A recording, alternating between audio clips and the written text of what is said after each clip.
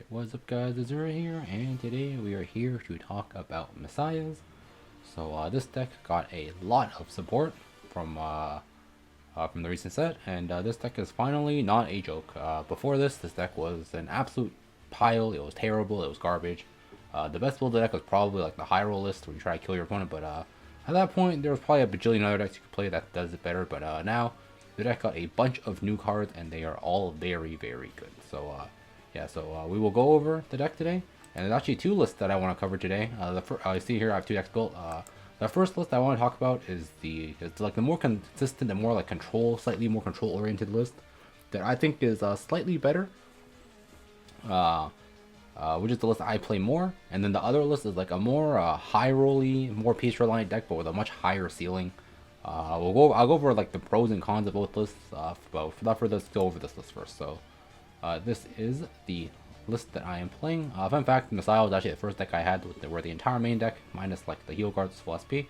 Couldn't really get to show it off until now because the deck kind of sucked, but now I guess I do get to show it off. So the starter is the new one. I do not know what the name of this Messiah specifically is, but its skill is when this unit is unlocked, you can put it into your soul to draw one and gives him plus 5k and has anti-retire. So this thing can be used to scale your columns. A draw one is always nice, and having anti-retire means that it does not die to most things.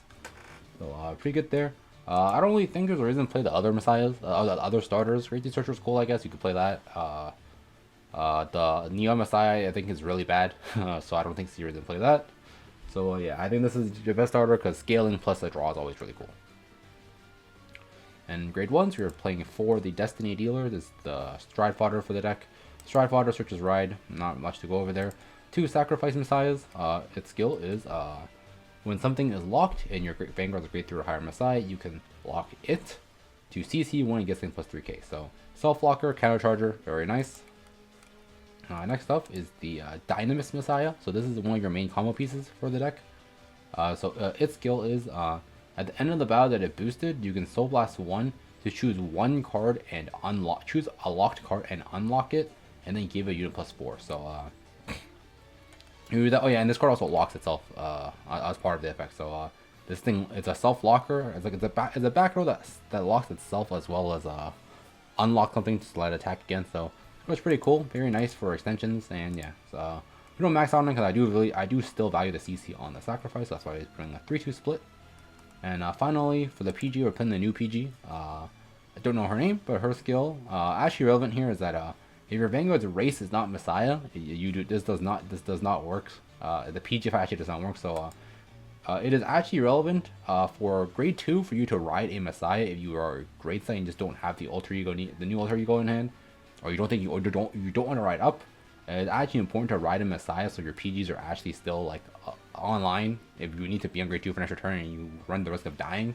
And I think the more relevant interaction is if Drachma forces you to ride a non-Messiah, i.e. the Lady Gunner in this current list, the PG will be not on because the Lady Gunner is not a Messiah. That actually happened to me once and I died for it. So nothing you can really do too much about because Lady Gunner is a piece you want to hold in your hand, but it is worth noting that this thing only works if your Vanguard's race is a Messiah. And then the actual effect of the PG is Drop Zone. GB1, you can bind it from your Drop Zone and lock 2 of your rears to draw 1. So this card can help you set up your back row as locked because you don't want to lock your front row, obviously, because you want to swing with them. So you can set up with locking your back row as well as draw 1, try to dig you closer to your pieces. This effect, at first when I was playing with it, doesn't come out too often, but after playing with it a little bit more, the draw 1 actually is very nice because sometimes you're just missing that one piece you need to go for game, or for an extra check or something like that, and this card can help you dig into it. So because of that, I think this card's pretty good. And grade 2s, we were playing 3 Awakening Messiahs. When this unit is unlocked, choose on your rears, stand it, give it plus 2. This card is mainly here to deal, because nothing here really scale your columns really big. That's like the whole gimmick of the other lists, that you have like a rear that gets really big and you just restand with the you can restand it with this guy. But in this list, this thing is more of a way to get an extra hit in through double intercept, because the only way this deck deals with double intercept is if you have the Lady Gunner to lock both intercepts to get both columns to hit face. Sometimes you just don't have it or don't want to play down the Lady Gunner. You can slam this down, just restand the other column that swung into a rear instead. So that's the major reason why this thing is here in this list specifically. Next up, for Arrestor Messiahs. So on play, your Vanguard of Grade 3 or higher Messiah. He doesn't get plus 2k, and the following ability, when this unit at the end of this unit attack to Vanguard, you can choose to lock it and choose one card in either player's back row and lock it as well. So this card can lock down their back row. You can lock down your own back row to reuse it as on an unlock. It's a solid card, solo attacker as well. So yeah, it's still a very solid card. Two Lady something of the Black Dwarf, I think. She's mainly here just as filler, and you can definitely play around with what you want to play in these slots. You can play more of this thing, more of something else. But right now I'm just playing two of this. GB1 at the end of battle, you have to Vanguard. CB1, lock it, and give something plus 5k. Lock herself and get something. So this thing can get the power. The power gain and self block is nice, but the fact that this thing is not a solo attacker means it needs to be boosted to actually do it. To actually do its thing is kind of annoying, but yeah, this card is not terrible, not amazing. It comes up sometimes, and that's why I'm playing two of it. And finally, I think the best addition to the deck is the Lady Fencer. So her skill is on play. If your Vanguard's race is a Messiah, she gets plus 2k, so that's just a skill that's live. This works even if you're before you stride have GB or anything, because that part is not GB locked. But her other skill is GB1. At the end of battle, this unit attack the Vanguard, or rather, when this unit attacks the Vanguard, you can CB1 to soul charge 1, get plus 5k, and then at the end of the battle, she locks herself. So, self locker, that also soul charges, was actually important because this like actually does burn through a lot of soul really fast.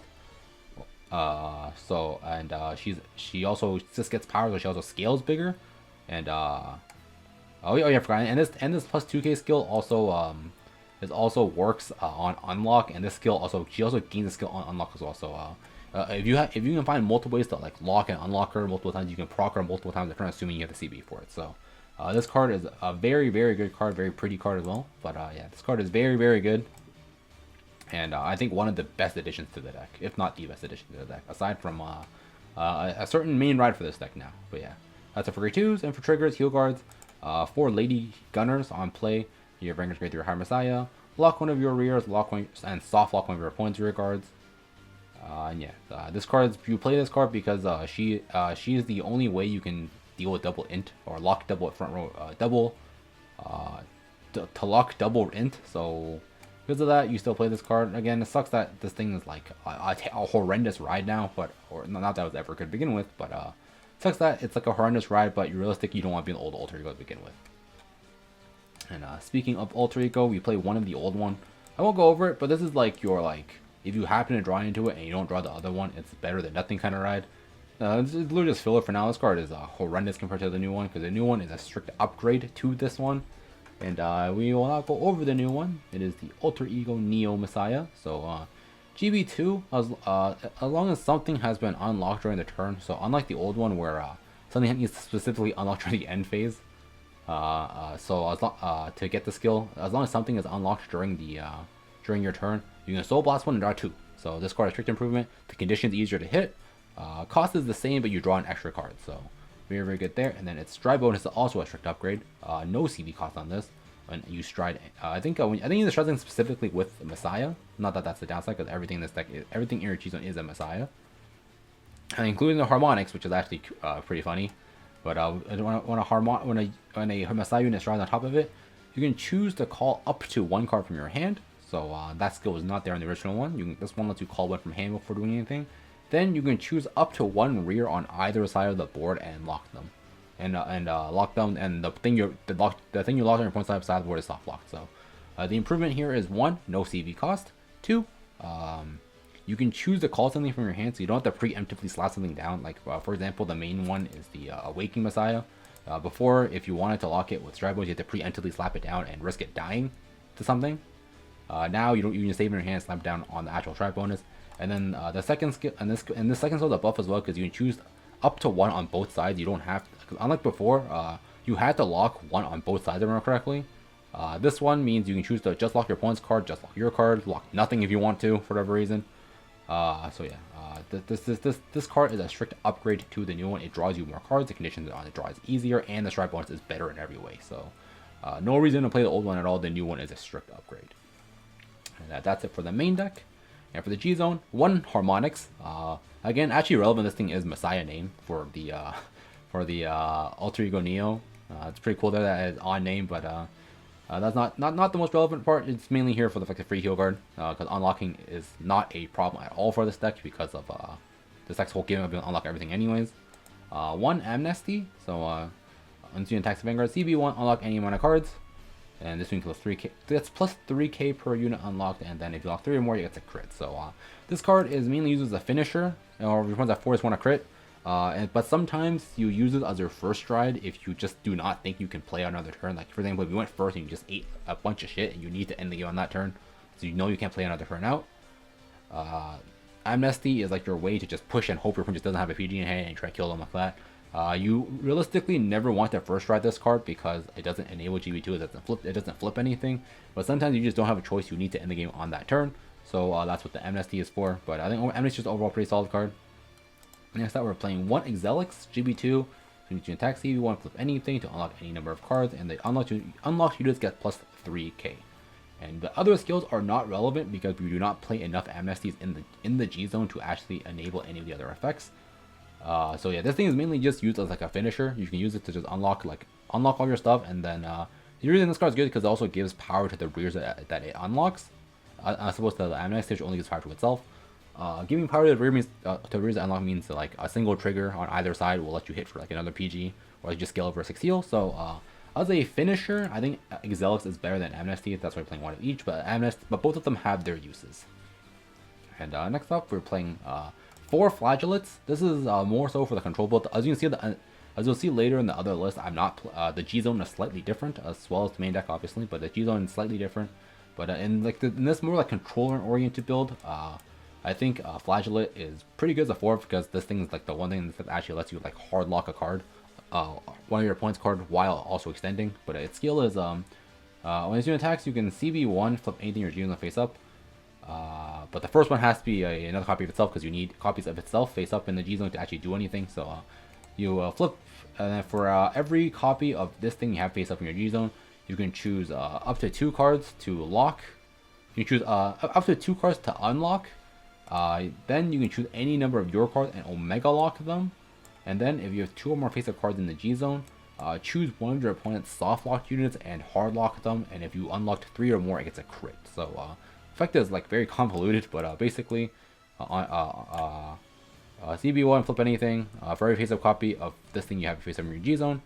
For every face-up copy of this thing you have in your G zone, choose up to 2 units and unlock them. Choose any amount of your units to Omega lock them. And the up to 2 means you have to unlock at least 1. You cannot choose 0. It is up to 2 with 1 being the bare minimum, I'm pretty sure.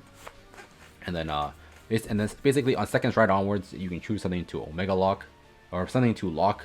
You can choose one of your opponent's units to hard lock, and then you can also you can unlock 3 or more, get the crit. So the main reason why this card is good is because on first stride, this is the only thing that unlocks that flips as well as unlocks multiple cards. So you can reset like a whole column or something like that.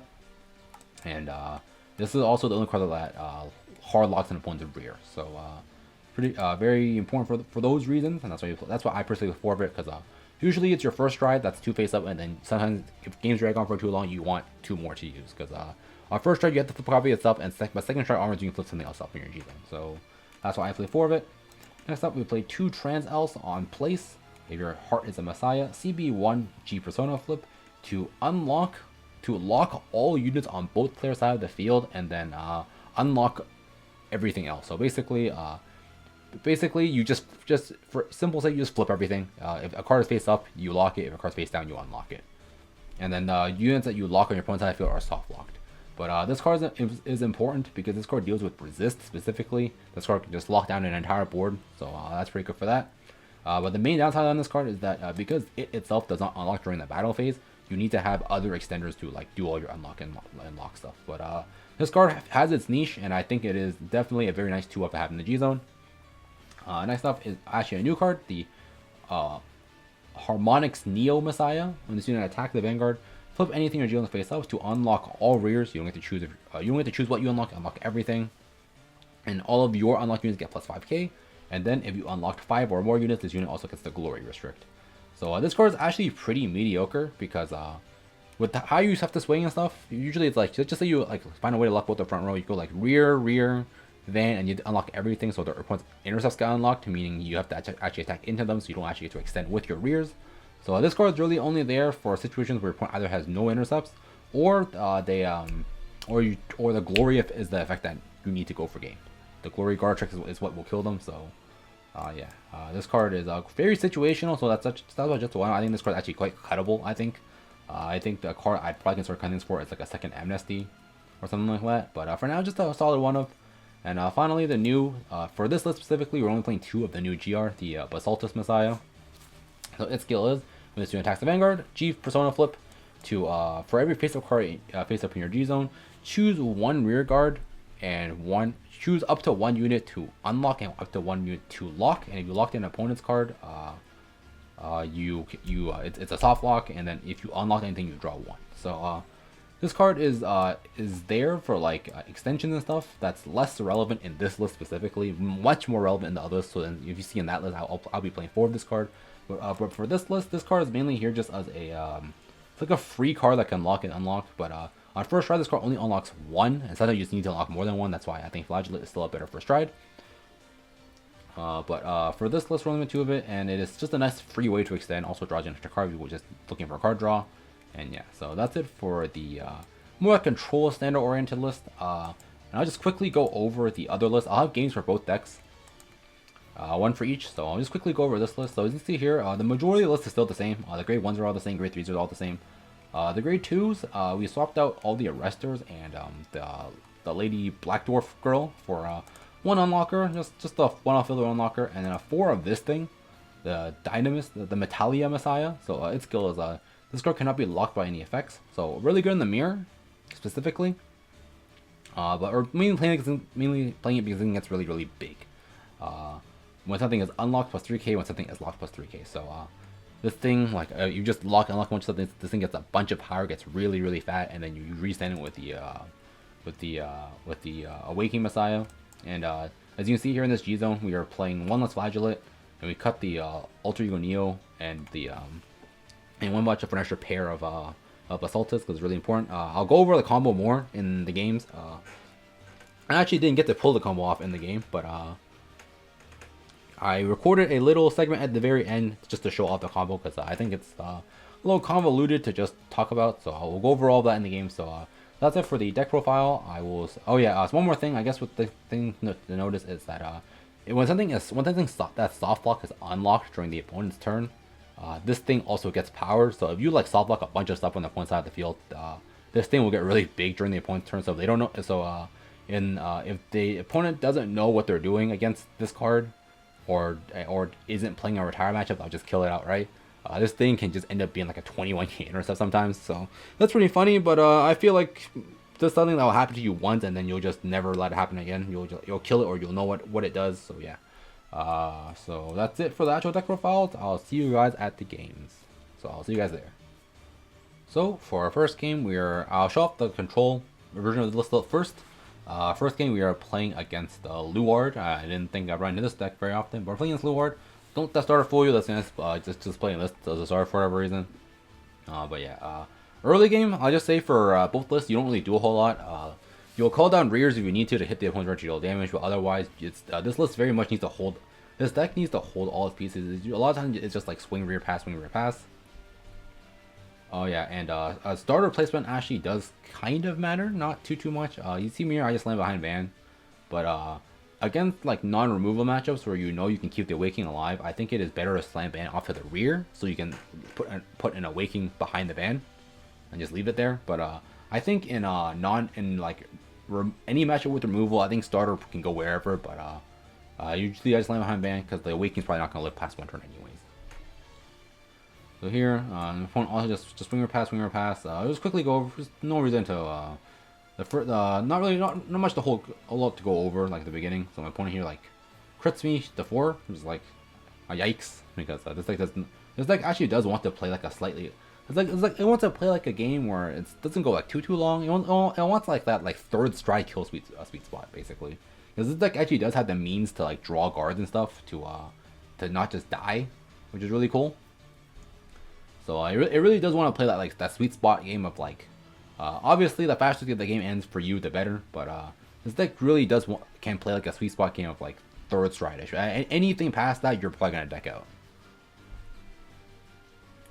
So here you see me lock the main, lock my starter, and going to flagellate first stride.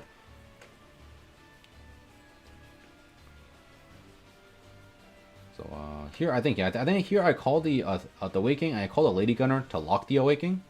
I'm gonna do it like this. Honestly, here I honestly don't know what I was actually trying to do here. This is kind of really awkward with my current board state. So call the Arrestor. That was something for sure I was gonna do that because I wanted to lock the Owl so you couldn't use stride bonus or have to go into what's that card called Harmonics to actually do it, or he lets that thing stay locked, and then when the main unlocks it is not a solo attacker. So here you also get to show off the Lady Fencer being a nice 16k solo attacker, so it scales over a non-defensive. And here I just flagellate, flip itself, unlock whatever, probably can't hit anyways. But this is the only way I can potentially unlock here. I don't need to unlock Omega Lock anything. Use starter, give power to the Lady Fencer. This makes the Lady Fencer 21. So you hit defensive. This is just a one pass. If I hit one trigger, the Lady Fencer can hit as long as I use that skill. Here's the trigger. So one check here, and then the Lady Fencer will use her own skill just for the power, basically for the power and extra soul. Soul charge 1, PG goes, kind of sucks, but it hits, and then here it locks, and then my turn's done here, and here you'll get to see that that the power of draw 2. Soul Blast PG actually matters. Something very important is that if you heal out early PGs that go into damage or soul charge PGs, you want to get those PGs. We can't control the heals obviously, but if you soul charge PGs, you want to soul blast out the PGs as fast as possible because those PGs are actually usable in drop. So that's pretty nice there. And at first I was like, oh, I'm fucking dead here, but I drew 2 PGs, so I'm no longer dead here. So that's really nice there. And here I think I actually forced my opponent to go into Harmonics here.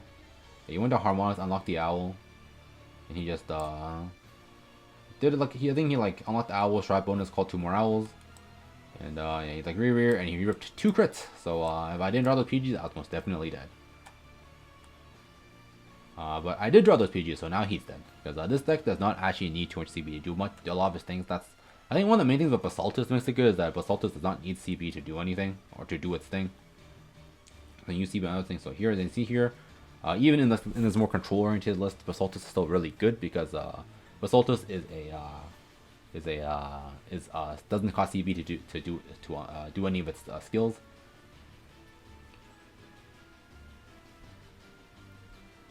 So lock that.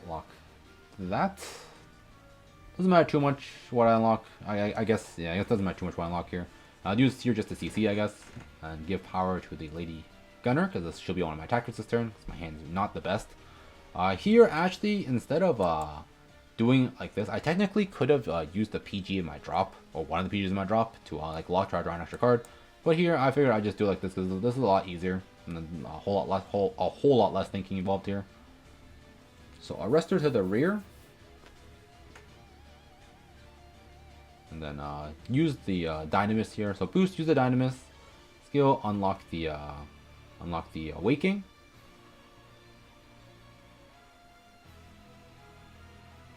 Give power. I actually don't know why I gave power there. But the board of the power there doesn't really matter too much. Here, swing the Arrestor. Arrestor will lock itself. Actually, no, this is why. Right. Because Arrestor, instead of locking the opponent's card, Arrestor, use the Arrestor to lock the Awakening so that I can use the Basaltus here to re-unlock the Awakening. So lock his cards, and then unlock some of my cards.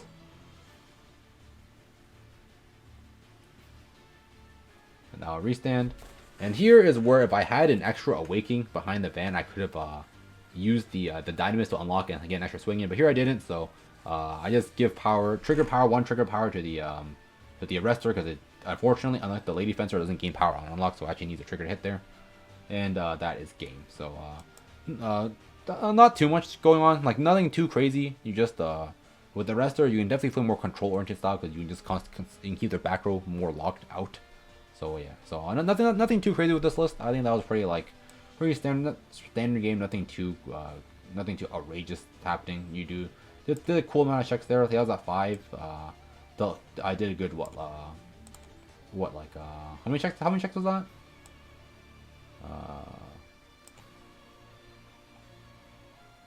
Yeah, that was what, 1, 2, 3, 4. That's 5 checks from 5. Not the worst, not the best. Could have been better. Main thing here knows that the numbers are all relatively small. They're not like humongous numbers or anything. I mean, that's the one thing with this list. Your stuff isn't like crazy huge. But now we will go over the other list, which your numbers are going to be crazy huge. So scroll to the end. I know I'm just bullying machine player in that game, so nothing too important happening there. So yeah, here we will try to show off. Here I actually didn't actually to show off like the big combo that this deck can go for, because that combo is very piece reliant. It requires realistically 3 pieces to actually pull off. You need the Metalia, the Dynamis, and the Awakening. And that can actually be pretty hard to get considering it's 3 pieces. But when you get it off, you get it off. And here I didn't draw out the thing, so I just put Certified Advance. So here I'll just quickly skip over to the to my first stride. Not a whole lot happening. Yeah. Oh, here. So here as I go for Flagellate, just because I didn't have the Awakening, so I didn't really see a reason to go for it. But the stride, your stride of choice, and if you have the full combo, is Basaltus. And here my opponent, I think, well, I didn't really remember, he was Great Stuck, I guess. But yeah, here I just didn't have like any of the pieces, so but I talked like this, so I can call this down and lock 2. So this is actually the thing you can do with this card is that if you have whatchamacallit,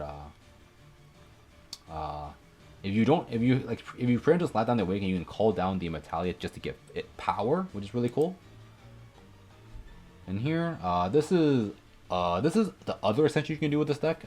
Any list that plays both Dynamis and Lady Fencer can do this. So basically, the line here is you boost you boost Lady Fencer with the Dynamis Messiah. And depending on they hit trigger or not, you'll use skills. And here they did not hit trigger, so the very common line, you boost, you Soul Blast, you unlock the Lady Fencer with the Dynamis, and then power can go wherever, because the extra 4K will not let you scale over a defensive. I guess it would in this case with Sacrifice. You swing, and then you swing again, and then if you need to use, and then you'll hit 16 with the Lady Fencer, so you'd scale over a non-trigger defensive. So here I use it just to lock it, and then swing with the Flagellate, and then this will unlock a whole column. And basically, I'm playing for a trigger here to actually let it hit. But this is very much not the combo, or I can do this. That works too, I guess. Oh yeah. The reason I want to do it like this was because this is to show off the Flagellate, because this is basically the same amount of power with as if I boosted. If I want to use this, basically the same amount of power. But something really cool you can do with the Flagellate is in retire based matchups not named Overlord, because Overlord can still pop locked units technically. I want to hit defense here, so I can hit here. Not that it matters, I didn't have triggers for it anyways. But something you can do here is you can Omega lock your own units so they don't get retired during the opponent's turn, which is really cool, and save them for next turn. And that's why I did it like this here. And I think the main takeaway from here is that the Metalia got really big as I was doing all my combos and stuff. No Awakening means the combos didn't matter as much, because I couldn't restand it, but it still got really big, so it still scaled over a bunch of defensives. Even if it was on grade 3, this thing still would have scaled over, so that's pretty cool there. I think that's like the main use of the Metalia. It's really cool it's really cool in the mirror specifically, because the opponent can't lock it. Both Messiah Mirror or just Chaos or the Link Joker in general. But in other matchups, this thing is just a really big asshole. Basically, is what he is. So yeah, opponent pops it, and just goes face a bunch of times. He did not heal down. Actually, no, yes, he did heal down. So here we go for Basaltus again. Remember correctly, my play here was actually really scuffed because he healed down. I just didn't have like the big chonker to scale with. So I just unlocked that. I think I actually used the PG too, I think. Never mind, I didn't. But yeah, just like lock and unlock a bunch of stuff. Unlock, cool. Just restand the thing. This is like a much more like simple combo, or not even really a combo. It's just like a simple line you do, because my board just wasn't the best here with what I had to work with. I'm sure I probably could have optimized this a little better, but I don't play like these cards very much in like the other. I don't play this list specifically very often, so my combos here are a little more awkward. I don't have like the straight up like the full combo line, but I still have lethal here, so it's whatever, right? Got the job done, good enough.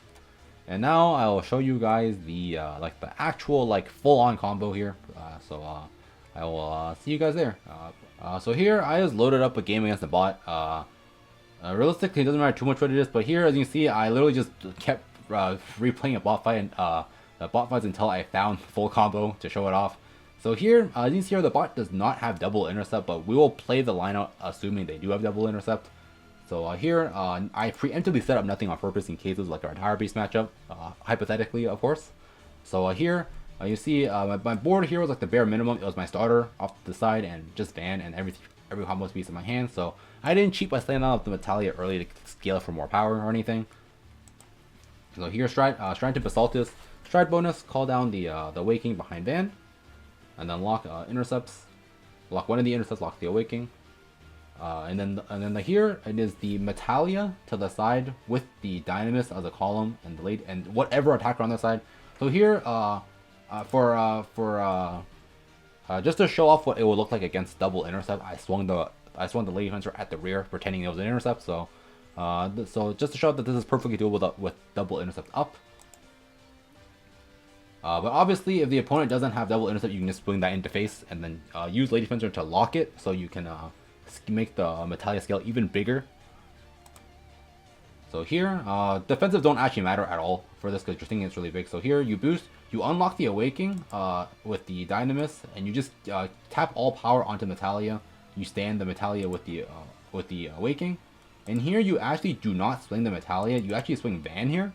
You use Basalta skill to relock the Awakening and unlock the Dynamis to make it even bigger. Any trigger power here, I slapped onto the Metalia, but the Metalia gets really big anyway, so the trigger power actually does not matter too much. And here you just rinse and repeat the combo again. You swing, the Metalia locks itself, you unlock the Awakening, and you give power, and you stand this thing. As you can see here, even minus 5k, this thing would still be 39k by itself, which is still a huge number, just as a rear by itself. Obviously, if you locked more things or whatever, you can get it bigger. If you like use like a Lady Fencer or something, not Lady Fencer, like a Lady Gunner and then Lady Fencer, you can make your stuff even bigger. So there's that.